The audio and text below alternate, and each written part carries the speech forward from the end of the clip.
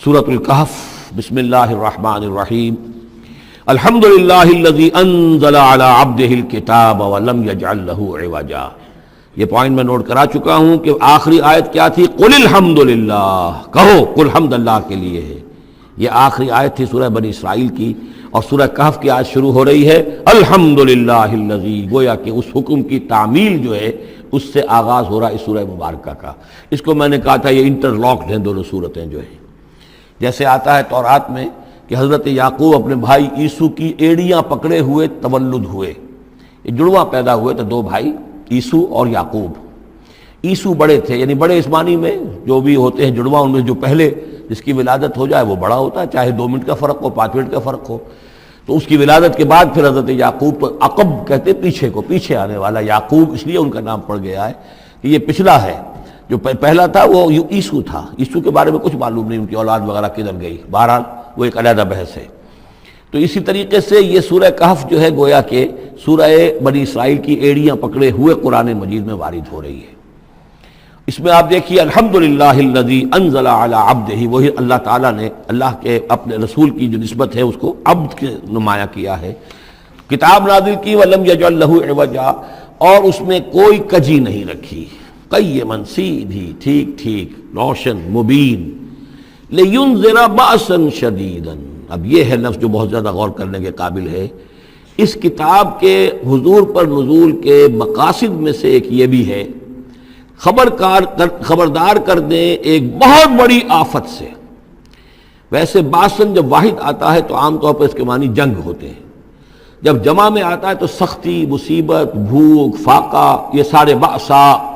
آیت البر میں بھی ہم نے پڑھا والصابرین فی البأساء والضراء وحین البأس۔ بأسا جب جمع میں آیا ہے تو فقر و فاقہ، تکلیف، مصیبت، اور حین الباس جنگ کے وقت۔ تو ان دونوں کو ذہن میں رکھیے، بہت بڑی آفت، بہت بڑی آفت، بہت بڑی آفت۔ ایک تو ہے دجالی فتنے کی، دجال المسیح الدجال جو آنے والا ہے، جس کے بارے میں حدیث میں آتا ہے کہ کوئی نبی اور رسول ایسا نہیں گزرا جس نے اپنی قوم کو دجال کے فتنے سے آگاہ نہ کیا، اور پوری انسانی تاریخ میں دجال کے فتنے سے بڑا کوئی فتنہ نہیں ہوگا، اور وہ ہر بندہ مومن کے امتحان کے لیے کڑا ترین جو ہے مرحلہ آ جائے گا، سخت ترین امتحان اس کا لیا جائے گا۔ تو یہ جو سختی ہے اس کی خبر دیتے ہوئے یہ سورہ مبارکہ نازل ہو رہی ہے، اور خاص طور پر اسے باسن اگر جنگ کے معنی میں لیں تو الملحمۃ العظمیٰ، کتاب الملاحم، جو کہ آپ دیکھیں گے احادیث کی کتابوں میں پورا باب ہے کتاب الملاحم، اور اس کا تعلق بھی دجال کے ساتھ ہے، کیونکہ پھر دجال ہی کو قتل کریں گے حضرت مسیح علیہ السلام نازل ہو کر۔ تو یہ سارا مسئلہ جو ہے اس کی خبر دینے کے لیے قیما لینذر بأسا شدیدا من لدنہ، گویا کہ یہ جو احادیث کی کتابوں میں آپ کو حدیث کے ابواب ملتے ہیں،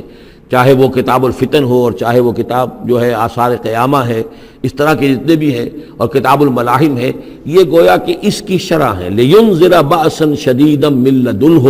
اور یہ ہوگا بھی خاص اللہ کی طرف سے، یہ آزمائش بھی، یہ دجال کا فتنہ بھی، یہ بہت بڑی جنگ بھی، جس کو آرمگڈون کہتے ہیں، کرسچین جو ٹریڈیشن ہے اس میں اس کے لیے لفظ ہے آرمگڈون، ایک بہت بڑی جنگ ہوگی۔ ڈکشنری میں بھی آپ دیکھیں گے کہ خیر اور شر کی قوتوں کے درمیان اس دنیا کے خاتمے سے پہلے ایک بہت بڑی جنگ ہونی ہے جس کا نام یہ آرمگڈون ہے۔ لینذر بأسا شدیدا من لدنہ ویبشر المؤمنین الذین یعملون الصالحات، اور تاکہ بشارت دے وہ ان اہل ایمان کو جو نیک عمل کرتے ہوں، ان لہم اجرا حسنا، کہ ان کے لیے ہوگا بہت اچھا بدلہ، ماکثین فیہ ابدا، اور وہ اس میں رہیں گے ہمیشہ ہمیشہ۔ یہ جو دجالی فتنہ ہے اس کے ساتھ ایک خاص مناسبت ہے سورہ مبارکہ کی۔ احادیث میں آتا ہے کہ دجالی فتنے کے اثرات سے بچنے کے لیے اس سورہ مبارکہ سے ذہنی اور قلبی رشتہ مفید ہے، اس کی تلاوت کرتے رہنا، خاص طور پر جمعے کے روز پوری سورہ کہف، ورنہ یہ کہ کم سے کم اس کی ابتدائی اور آخری آیات ان کی بڑی اہمیت ہے۔ دجالی فتنہ اصل میں کیا ہے سمجھ لیجئے کہ ایک تو ہے دجالی فتنہ بالعموم، دجل کہتے ہیں فریب کو، جیسے کہ کوئی نبی نہیں ہے، وہ اس نے فریبی لبادہ اوڑھ لیا، نبوت کا دعویٰ کر رہا ہے، وہ دجال ہے۔ تو اس طرح کی تو حضور نے فرمایا ہے کہ 30 دجال پیدا ہوں گے، انہی میں سے ایک ہمارے زمانے کے اندر جو ہے یہ غلام احمد قادیانی بھی تھا، وہ دجال تھا، جس نے کہ اعلان کیا کہ میں نبی ہوں جبکہ وہ نبی نہیں تھا۔ تو فریبی بنا ہوا، جس نے کہ ملمہ اپنے اوپر چڑھایا ہوا ہے۔ اسی طریقے سے دجالی فتنہ یہ جو ہے اس پوری دنیا میں اس وقت جو فتنہ ہے وہ یہ ہے کہ مادہ پرستی کا اتنا غلبہ ہو چکا ہے ذہنوں کے اوپر، افکار کے اوپر، لوگوں کے نظریات کے اوپر، لوگوں کے اخلاق کے اوپر، لوگوں کے اقدار جو ہیں، ویلیوز جو ہیں اس کے اوپر، کہ وہ آخرت کو بالکل بھول گئے، اللہ کو بھول گئے، اسباب کے اندر گم ہے، مسبب الاسباب سے ذہول ہو گیا، دنیا ہی دنیا ہے، آخرت کو بھولے ہوئے ہیں، مادہ ہی مادہ ہے، روح سے کوئی سروکار ہی نہیں۔ یہ ہے بالعموم جس کا نام دجالی فتنہ ہے کہ حقیقت کے اوپر پردہ پڑا ہوا ہے، آخرت پر دنیا کا پردہ پڑا ہوا ہے۔ یہ دنیا جو ہے در حقیقت کیا ہے؟ وَمَا الْحَيَاةُ الدُّنْيَا إِلَّا مَتَاعُ الْغُرُورِ، یہ دھوکے کا سامان ہے۔ اصل زندگی کو اس نے ڈھانپا ہوا ہے، ہم نے یہ سمجھ لیا کہ زندگی یہی ہے، اسی کے لیے بھاگ دوڑ، محنت، صبح و شام، اسی کے مستقبل کی فکر ہے، لیکن اصل زندگی اس کی کوئی فکر ہی نہیں ہے۔ باقی ایک دجال جو ہے جو آئے گا، وہ معاملہ احادیث کے اندر بھی بڑی طوالت کے ساتھ ہے، اور اس میں کافی پیچیدگیاں بھی ہیں، بعض چیزیں جو ہیں ایک دوسرے سے کچھ مختلف بھی ہیں، اس میں پھر اہل علم کو بہرحال مطابقت پیدا کرنی پڑتی ہے۔ میں نے جہاں تک اپنی کوشش کی ایک رائے تک میں پہنچا ہوں، لیکن ابھی میں اسے بیان نہیں کر رہا ہوں۔ بہرحال دجالی فتنے کی خبریں موجود ہیں بہت شدت کے ساتھ، اور اس صورت کا پڑھنا جو ہے اس میں بہت مفید ہے۔ اس صورت کے مضامین دجالی فتنہ بالعموم سے کیا تعلق ہے وہ تو اس ہم دورہ ترجمہ دوران کے اس کے دوران بھی آپ کو معلوم ہو جائے گا، لیکن اس کے جو خاص بڑے مباحث ہیں، خاص طور پر یہ کہ ایک ہمارے بہت بڑے عالم گزرے ہندوستان میں اس صدی کے آغاز میں، مولانا مناظر احسن گیلانی، انہوں نے اس میں باقاعدہ کتاب لکھی ہے، آپ کو مل جائے گی بازار میں بھی، اصحاب کہف کے جو کا معاملہ سورہ کہف کے مباحث ہیں ان کے۔ میں نے اس کو اپنی ایک تقریر کے اندر کسی خطاب جمعہ میں سورہ کہف کے مضامین کا خلاصہ بیان کیا تھا، جس کا عنوان ہے دنیا کی حقیقت۔ ظاہر بات ہے تفاصیل زیادہ جو ہیں وہ میرے لیے ممکن نہیں ہے کہ اس دورہ ترجمہ کے دوران بیان کر سکوں۔ وَيُنذِرَ الَّذِينَ قَالُوا اتَّخَذَ اللَّهُ وَلَدًا، اور خبردار کر دے ان لوگوں کو جنہوں نے کہا کہ اللہ نے بیٹا بنایا۔ یہ ساری دجالیت جو ہے اس کی جڑ کیا ہے؟ مسیحیت، جو موجودہ مسیحیت ہے، جو حقیقت میں مسیحیت نہیں ہے، پولزم ہے، جس کی بنیاد تثلیث پر ہے کہ اللہ کا بیٹا بنا دیا حضرت مسیح علیہ السلام کو، اور انہیں کفارہ بنا دیا تمام جو بھی مان لے ان کو ان کے گناہوں کا، پیش کی معافی ہے ان کے گناہوں کی جو حضرت مسیح پر ایمان لے آئے، اور نمبر 3 شریعت ساقط کر دی، اور نمبر 4 سارا اختیار جو ہے وہ پوپ کے ہاتھ میں دے دیا گیا کہ تم جو چاہو جس چیز کو چاہو حلال کرو، جس چیز کو چاہو حرام کر دو۔ ان چیزوں نے مل کر نفس مذہب کو اس قدر قابل نفرت شے بنا دیا کہ یورپ کے عوام کے اندر مذہب کے خلاف شدید نفرت پیدا ہو گئی۔ چنانچہ اس کے بعد جب مسلمانوں کے زیر اثر وہاں پر علم پھیلا ہے، ہسپانیہ کی یونیورسٹیوں سے علوم اور فنون جو ہیں یہ فرانس اور اٹلی اور جرمنی کے نوجوان آتے تھے، اور وہاں آ کر وہ قرطبہ اور غرناطہ اور طلیطلہ کی یونیورسٹیوں سے پڑھ کر جاتے تھے، تو ان کے زیر اثر جو ایک ریفرمیشن شروع ہوئی، اصلاح مذہب، اور ایک رینائسنس، تحریک احیاء العلوم، وہ جو اصل تو تحریک تھی اس بات کی کہ انسان علم کی طرف دوبارہ رجوع کرے، لیکن یہ کہ وہ علم جب آگے بڑھا ہے تو وہاں پہ عیسائیت کے خلاف جو رد عمل تھا اس کی وجہ سے اس میں مذہب کی دشمنی جو ہے اس تحریک کے اندر خود بخود شامل ہو گئی۔ تو مذہب سے بیزاری، روحانیت کا انکار، آخرت سے بالکل بے پرواہی اور اس کا بھی انکار،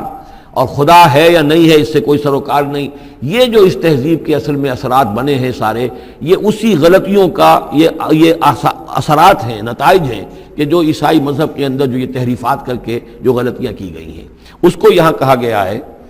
کہ ان لوگوں نے کہ جنہوں نے یہ عقیدہ ایجاد کیا، ما لہم بہ من علم، ان کے پاس اس کے لیے کوئی علمی سند نہیں ہے، ولا لآبائہم، نہ ان کے آباء و اجداد کے پاس کوئی سند تھی، کبرت کلمۃ تخرج من افواہہم، بہت بڑی بات ہے جو ان کے منہ سے نکل رہی ہے، بہت بڑی گستاخی ہے جو یہ اللہ تعالیٰ کی شان میں کر رہے ہیں، ان یقولون الا کذبا، یہ نہیں کہہ رہے مگر جھوٹ، سراسر سیدھا سفید جھوٹ بول رہے ہیں، فلعلک باخع نفسک علی آثارہم، تو اے نبی شاید کہ آپ اپنے آپ کو ہلاک کر لیں گے ان کے جو اثرات پڑنے والے ہیں، عیسائیت کے اس غلط عقیدے کے جو نتائج برآمد ہوئے ہیں، جب یہ نتائج ظاہر ہوں گے تو وہ اتنے سنگین ہوں گے، فلعلک باخع نفسک، کہ ان کے احساس سے اور ان کے ادراک سے شاید کہ آپ اپنے صدمے سے اپنے آپ کو ہلاک کر لیں، ان لم یؤمنوا بہذا الحدیث اسفا، اگر یہ لوگ اس حدیث پر، اس قرآن پر، یہ بات جو بتائی جا رہی ہے اس پر ایمان نہ لائے، اس پر ایمان نہ لائے، اپنے اس غلط عقیدے پر قائم رہے، اس غلط مذہب کو انہوں نے برقرار رکھا، تو اس کا جو رد عمل ہوگا نوع انسانی پر، اور اس سے تاریخ انسانی اور انسانی ثقافت جس غلط رخ پر پڑے گی، جو دجالیت کا فتنہ اسے جنم لے گا، ان تمام چیزوں کے اثرات سے شاید آپ کو اتنا صدمہ ہو کہ فَلَعَلَّكَ بَاخِعٌ نَفْسَكَ عَلَىٰ آثَارِهِمْ إِن لَّمْ يُؤْمِنُوا بِهَٰذَا الْحَدِيثِ أَسَفًا إِنَّا جَعَلْنَا مَا عَلَى الْأَرْضِ زِينَةً لَّهَا، ہم نے زمین کے اوپر جو کچھ ہے اسے اس کا گہنا بنا دیا ہے، بناؤ سنگھار بنا دیا ہے، زینت بنا دیا ہے۔ یہ آپ نوٹ کر لیجئے، لفظ زینت اور زمین میں اس کی زیبائش اور آرائش، یہ اس سورہ مبارکہ کا عمود ہے، یعنی اس کو اتنا کھبا دیا ہے نگاہوں میں اللہ نے کہ آخرت سے خود بخود انسان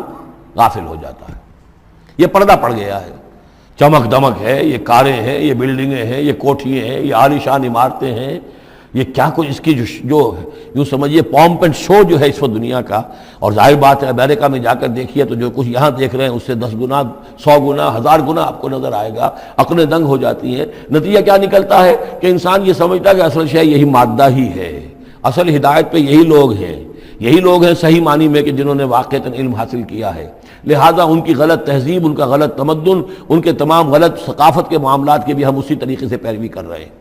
یہ سارا مسئلہ جو ہے وہ اس لیے ہے کہ یہ چمک دمک دنیا کی زیبائش اور آرائش اس سے ہم متاثر ہیں۔ انا جعلنا ما علی الارض زینۃ اللہ، جو کچھ زمین کے اوپر ہے اسے ہم نے اس کے لیے بناؤ سنگھار بنا دیا، لنبلوہم، تاکہ ہم آزمائیں ان کو، ایہم احسن عملا، کون ہے ان میں سے اچھے عمل کرنے والا۔ یعنی اب یوں دیکھیے وہ شعر جو ایک ہے، اگرچہ ذرا تھوڑا سا شان باری تعالیٰ کے اعتبار سے تو شاید اتنا مناسب نہ ہو، لیکن یہ کہ مفہوم کو ادا کرتا ہے کہ رخ روشن کے آگے شمع رکھ کر وہ یہ کہتے ہیں ادھر آتا ہے دیکھیں یا ادھر پروانہ جاتا ہے۔ ایک طرف ذات باری تعالیٰ ہے اور ایک طرف یہ دنیا ہے، اس کی چمک دمک ہے۔ اب یہ پروانہ جو ہے یہ انسان، اس کا امتحان ہے، آیا یہ اللہ اور آخرت کی طرف جا رہا ہے یا دنیا کی طرف اور دنیا کی زیبائش اور آرائش کی طرف جا رہا ہے۔ جو زیبائش اور آرائش کی طرف چلا گیا وہ گیا، وہ تباہ و برباد ہو گیا، فقط خسر خسرانا مبینا۔ اور جس نے اس دنیا کی زیبائش اور آرائش اس سے منہ موڑ کر وہ جو حقیقت جو اصل حسن ازلی ہے اللہ تعالیٰ کا، اور اس کا جو جلال اور کمال ہے، اور جو آخرت کی نعمتیں ہیں ان کو اختیار کر لیا، وہ کامیاب ہو گیا۔ تو امتحان اتنا ہی ہے کہ رخ روشن کے آگے شمع رکھ کر وہ یہ کہتے ہیں ادھر جاتا ہے دیکھیں یا ادھر پروانہ آتا ہے۔ وَإِنَّا لَجَاعِلُونَ مَا عَلَيْهَا صَعِيدًا جُرُزًا، اور یہ کہ جو کچھ بھی اس پر ہے ہم ایک وقت آئے گا کہ اس کو بنا کر رکھ دیں گے جیسے کہ میدان جس میں سے کہ فصل کاٹ لی گئی ہو۔ جب قیامت ہوگی کیا ہوگا یہاں پر اسی زمین کو، نہ یہاں پہ کوئی وہ پہاڑ رہ جائیں گے کوٹ کوٹ کر چپٹی کر دی جائے گی، نہ یہ آپ کے پاس جو ہیں وہ اسکائی اسکریپرز رہ جائیں گے، نہ یہ اعلیٰ شان عمارتیں ہوں گی، کچھ نہیں ہوگا۔ یہ سب برابر ہوگا جیسے کہ کسی کھیت کے اندر سے فصل کاٹ دی جاتی ہے تو اب وہ پڑا ہوتا ہے ویران۔ وَإِنَّا لَجَاعِلُونَ مَا عَلَيْهَا صَعِيدًا جُرُزًا، ہم اسے کر کے چھوڑیں گے ایسا کھیت کہ جہاں پر چورا پڑا ہوا ہو، صرف بچا کھچا جو ہے وہ اس کا توڑی کا اور کچھ نہ ہو۔ ام حسبت ان اصحاب الکہف والرقیم کانوا من آیاتنا عجبا، اب یہاں سے اصحاب کہف کی بات شروع ہو رہی ہے، کیونکہ پوچھوایا تھا یہودیوں نے اصحاب کہف کون تھے۔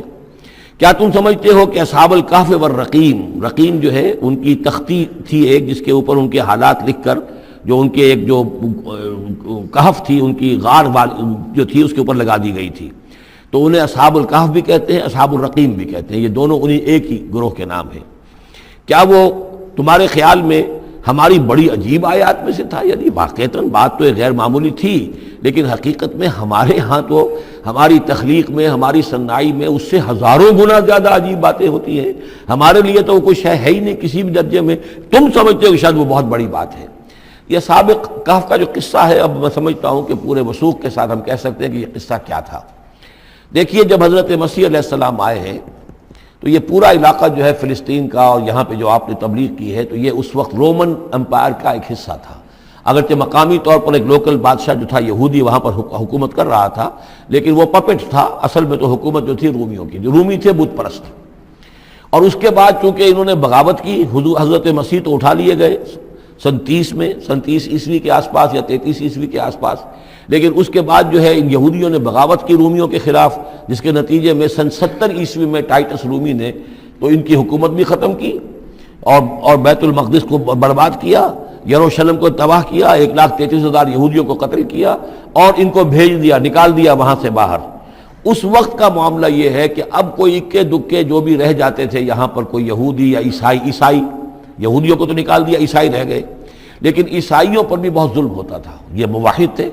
حضرت عیسیٰ کے ماننے والے، وہ بت پرست تھے۔ تو اس زمانے میں کہیں بادشاہ کوئی تھا، ڈیسیس یا دقیانوس جس کو کہتے ہیں،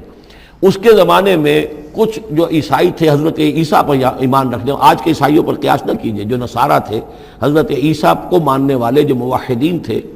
ان میں سے کچھ نوجوانوں کی پیشی ہوئی بادشاہ کے دربار میں۔ انہوں نے کہا کہ تم اپنے نئے دین سے اگر باز نہیں آؤ گے، اتنے دن کی مہلت تمہیں دی جا رہی ہے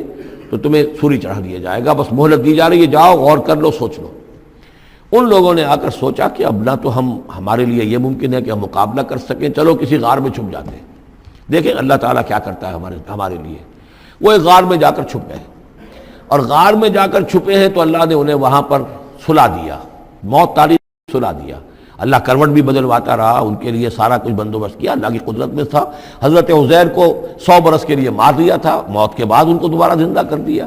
لیکن یہ کہ ان کا معاملہ یہ ہے کہ ان کو وہاں پر جو ہے تقریباً 300 برس یہ وہاں پر پڑے رہے اس غار کے اندر۔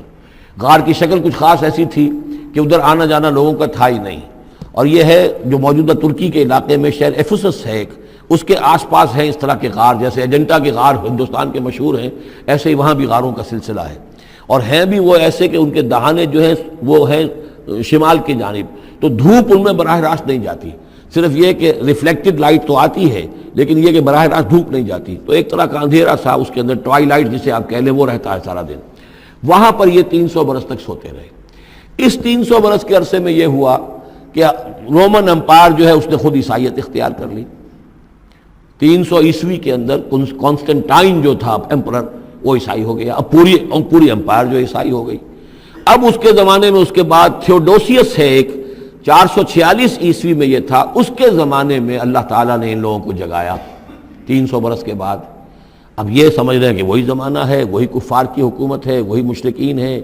اب انہوں نے ڈرتے ڈرتے اپنے کسی ایک آدمی سے کہا بھائی جاؤ یہ لے کے سکہ لے کر جاؤ، چاندی کا، اور کچھ نہ کچھ کھانے پینے کے لیے لے کر آؤ، دیکھنا لیکن اس طرح ہو کہ ہمارا پتہ نہ چل جائے کہ ہم یہاں چھپے ہوئے ہیں۔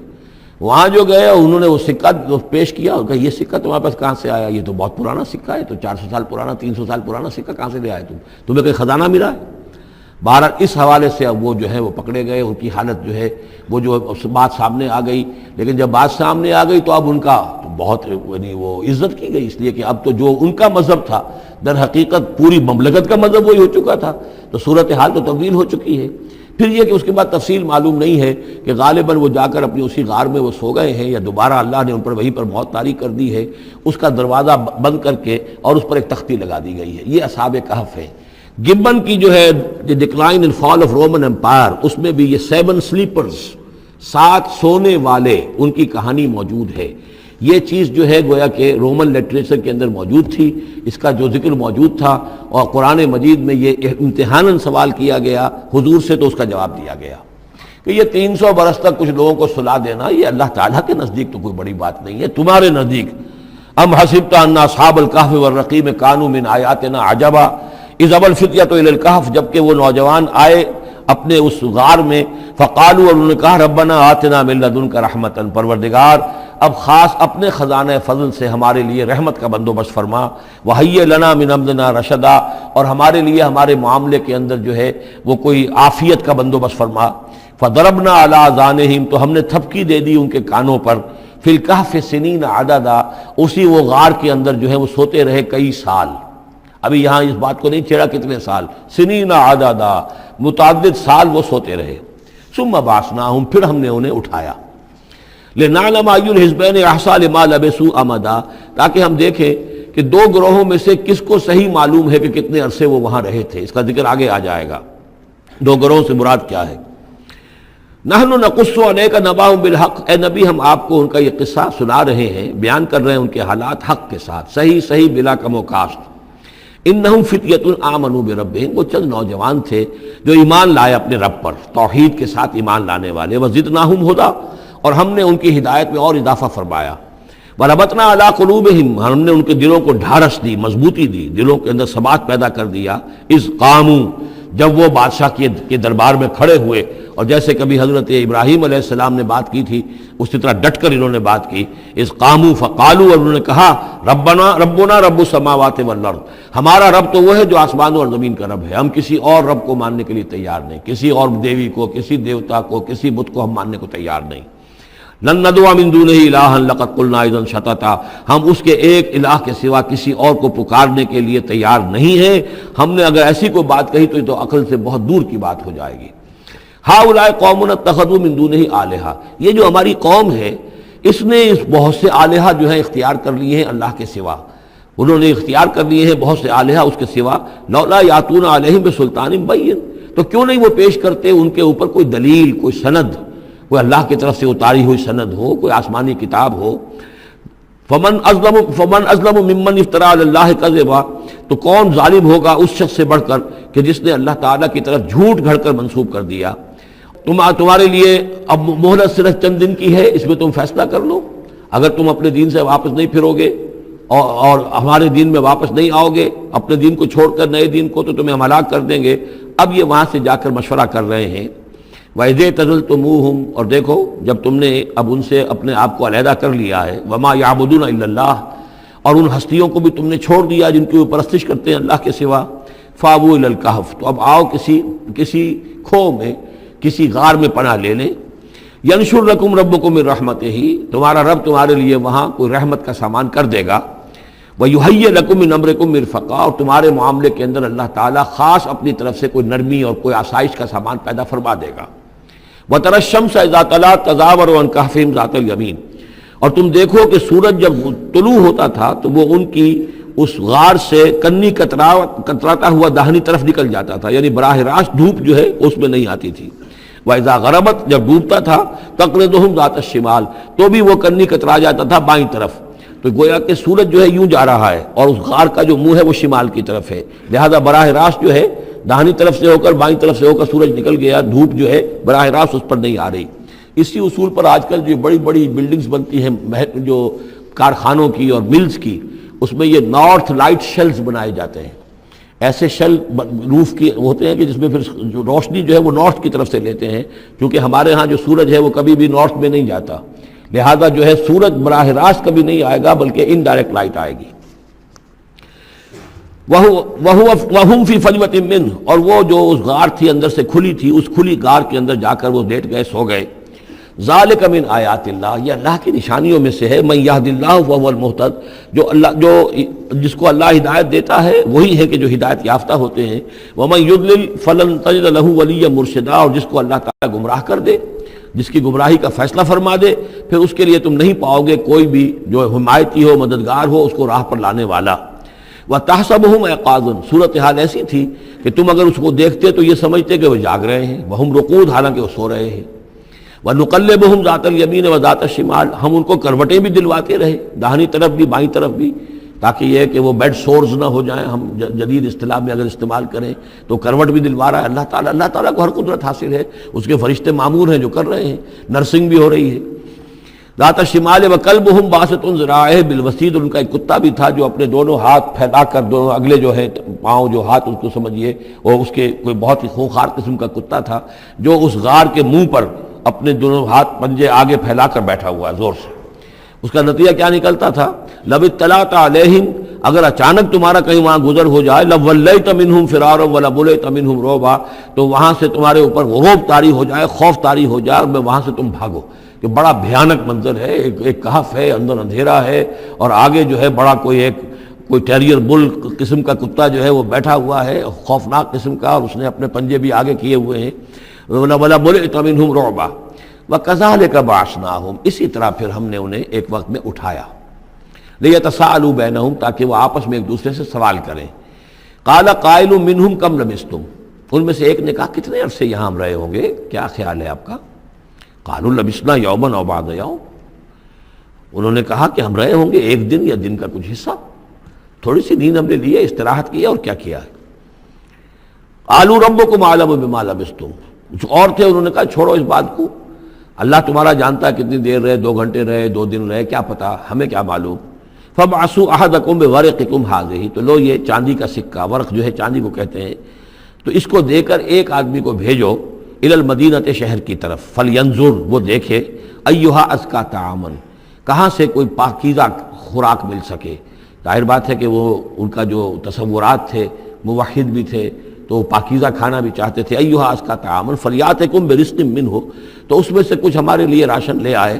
وَلْيَتَلَطَّفْ، اور دیکھے کہ وہ نرمی کرے، کسی سے جھگڑ نہ پڑے، کہیں کسی سے جھگڑ پڑا اور جھگڑنے کی وجہ سے پھر کوئی شکل ہو جائے تو ہم تک لوگ پہنچ جائیں، تو بڑی نرمی کے ساتھ وہ معاملہ کرے۔ یہ وَلْيَتَلَطَّفْ نوٹ کر لیجئے، یہ تعداد حروف کے اعتبار سے قرآن مجید کا نصف ہے۔ وَلْيَتَلَطَّفْ، تے نصف اول میں ہے، لام یہ نصف ثانی میں ہے، یہ عین نصف ہے، تعداد حروف، الفاظ نہیں، حروف، الفابیٹس جو ہیں، جو حروف کی گنتی کی گئی ہے اس کے اعتبار سے یہ ٹھیک نصف ہو گیا۔ آدھے حروف اس کے تا پر پورے ہو گئے اور بقیہ آدھے جو ہیں شروع ہو رہے ہیں لام سے۔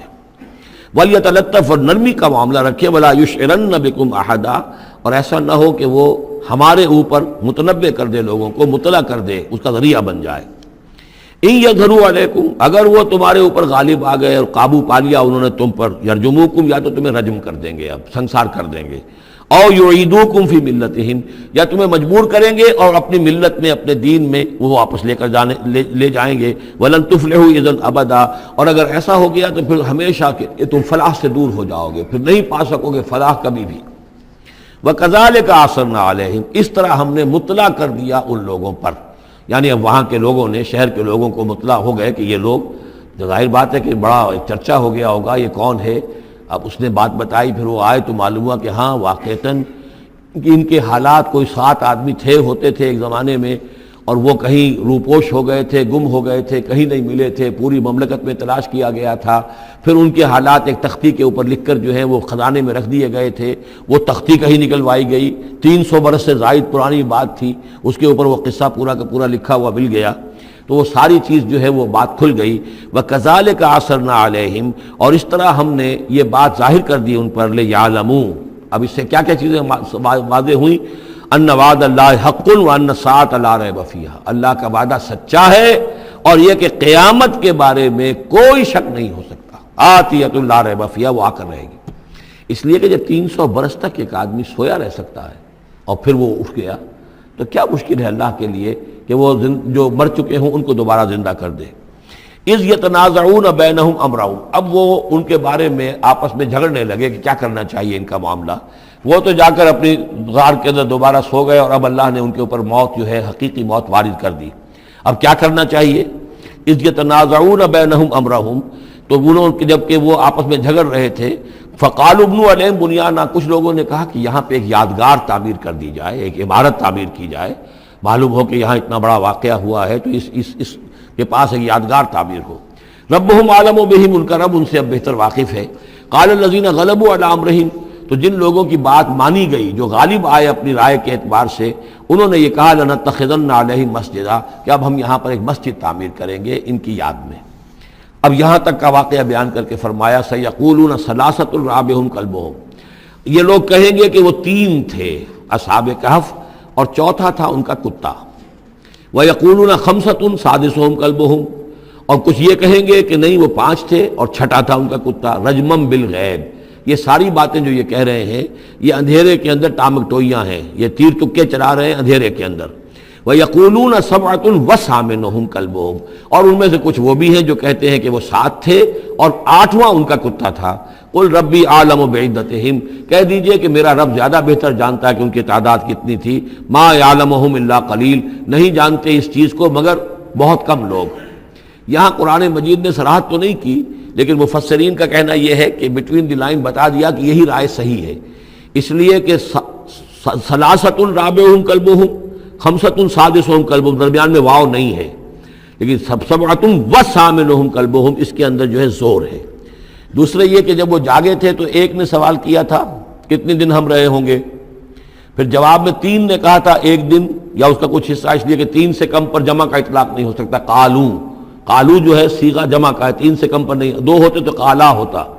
اسی طریقے سے پھر جنہوں نے یہ کہا کہ چھوڑو اس مسئلے کو اور کسی کو بھیجو کھانا لانے کے، وہ بھی کم سے کم 3 تھے، اس لیے کہ وہ بھی قالو کے لفظ کے ساتھ ہے، تو 3 جمع 3 اور ایک پوچھنے والا، وہ 7 بن گئے۔ ویسے یہ کہ گبن کی کتاب میں میں نے آپ کو بتایا 7 سلیپرز، یہ گویا کہ ان کی ہاں بھی جو ٹریڈیشنز ہیں، ان کی روایات جو تاریخی چلی آ رہی ہیں، ان میں یہ کہانی کے طور پر یہ چیز موجود ہے ان کے لٹریچر کے اندر۔